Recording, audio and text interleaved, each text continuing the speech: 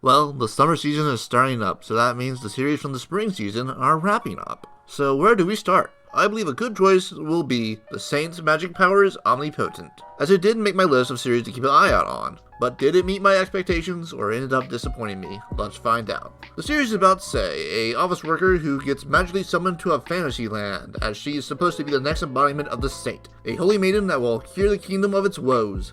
But she isn't the only woman summoned. The royals present decide that the other girl is the real saint and Sei was just accidentally summoned.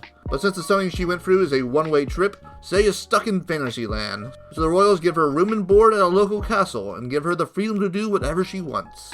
So Sei decides to study the various herbs and potions at the research institute. But the judgment of the royals that she wasn't the saint may have been a bit premature, as her potions are more powerful than what the others can make, and she can make them faster than anyone else to boot. But things change through a twist of fate when she encounters Commander Hawk, the general of the Third Order of Knights, who was injured on a trip to slay a salamander.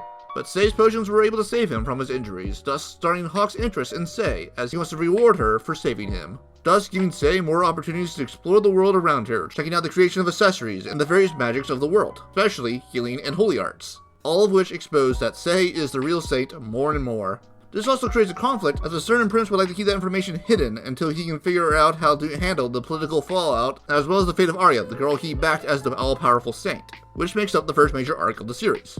Additionally, there's the growth of Sei's relationship with Hawk, as things take a more romantic turn, which makes Sei unsure as she knows her powers increase when she thinks about Hawk. The goal of the series is to have its protagonist go through a nice little romp through Fantasyland and land her a royal boyfriend. The romp is interesting as we get to understand the new world Sei lives in, combining both her understanding and the viewer's understanding, allowing them to avoid big lore dumps. Hawk himself is a fine character, but a bit plain compared to Sei, very much cut from the chivalrous prince mold but serves his purpose.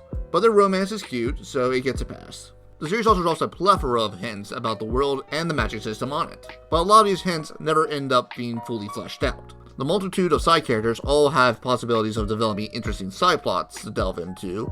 Prince Kyle dealing with the situation he put Arya in is developed to the reveal part, but I would have liked to see more of the fallout. Sei's magic teacher Yuri is hinted to have a troubled past or at least an infamous reputation. The most important character that needed more fleshing out is Arya. She offers a multitude of options, be them short or long term. She's in a similar situation to Sei, but she didn't get the same magic powers. You could do a story of her trying to make something of herself and overcoming the prejudice that she's only succeeding because she was mistaken for the saint, as she did get help from Prince Kyle to enter the Magic Academy. So you can create a great antagonist who twists that fact to the extreme. You could also do a variation of the story where she is a saint, but operates a different niche than Sei. While Sei is more defensive in her magic, Arya could be more offensive with spells, sort of like Sei is the shield while Arya is the blade. Make it a long burn where she's slowly getting these abilities, but has to deal with imposter syndrome when people compare her to Sei. Maybe I just want season 2 to be all about Arya and her story, as we finish Sei's story. Snow White with the red hair sort of did this, and it worked great, so it can work. But I do think the series has one big problem.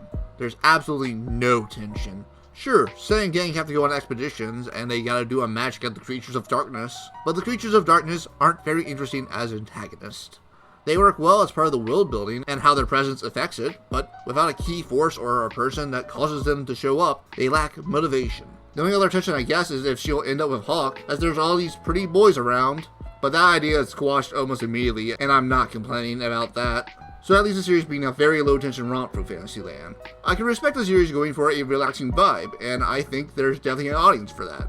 But for me personally, I would have preferred if the series was more slice of life if it was going for that tone. That's not to say that the series is bad, far from it. The series has a lot of potential branches to follow, and I would be very happy to see a sequel. But the base series by itself only falls somewhere between fine to good for me. I see the untapped potential the series has. It just didn't really tap into it yet. So if you're looking for a fantasy with some romance, then you'll enjoy your time. But for those looking for something a bit meatier, at the moment the series can't offer that.